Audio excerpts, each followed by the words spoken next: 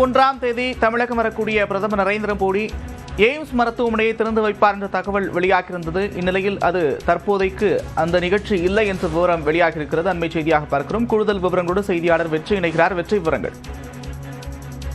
Nanda, March 1ஆம் தேதி தேசிய ஜனநாயக கூட்டணி கட்சிகளினுடைய பிரச்சார பொதுக்கூட்டத்தில் பங்கேற்பதற்காக பிரதமர் நரேந்திர மோடி மதுரை வருகிறார்.